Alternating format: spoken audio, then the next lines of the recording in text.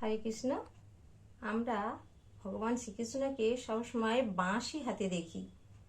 তো উনি এই বাঁশির সুরে বৃন্দাবনবাসীকে মুগ্ধ করতেন। শুধু বৃন্দাবনবাসী কেন, সমগ্র জগৎ সংসারকেই এই বাঁশির ধ্বনিতে উনি সম্মিলিত করতেন। তো আমরা কি জানি যে উনি কত প্রকার বাঁশি বাজাতেন? তো চলুন শাস্ত্র থেকেই জেনে নিই।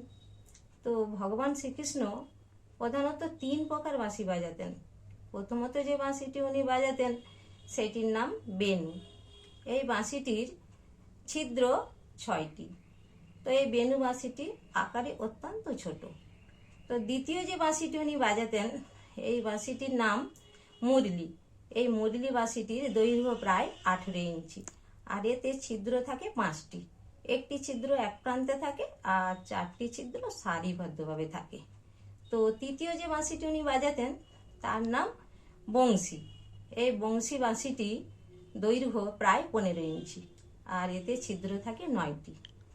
তো এই বাঁশিগুলি ভগবান শ্রীকৃষ্ণ প্রয়োজন অনুসারে বাজাতেন। তো এই 3টি বাঁশি ছাড়াও তিনি আরও একটি লম্বা বাঁশি বাজাতেন। সেই বাঁশিটির নাম মহানন্দ ও সম্মোহিনী, অর্থাৎ আকর্ষণী। তো এই মহানন্দ ও সম্মোহিনী বাঁশির চেয়ে আরও একটি লম্বা বাঁশি উনি বাজাতেন। সেই বাঁশিটির নাম আনন্দিনী। তো এই আনন্দিনী বাঁশিটি ব্রজ গোপসখাদের অত্যন্ত প্রিয়। তো এই আনন্দিনী বাঁশির আর এক নাম বংশুলী। তো ভগবান শ্রীকৃষ্ণের এই বাঁশিগুলি মণিরত্ন দ্বারা খচিত, কখনো কখনো বাঁশ দিয়েও তৈরি হতো। যখন এই বাঁশিগুলি মণিরত্ন দিয়ে তৈরি হতো তখন এগুলিকে বলা হতো সম্মোহিনী, আর যখন স্বর্ণ দিয়ে তৈরি হতো তখন এই বাঁশিগুলিকে বলা হতো আকর্ষণী। তো বুঝতেই পারছেন ভগবান শ্রীকৃষ্ণের বাঁশি তো সাধারণ বাঁশি নয়। মধুর বংশীর ধ্বনি মুগ্ধ গোপীগণ, যশোদা জীবন ধন যিনি নারায়ণ।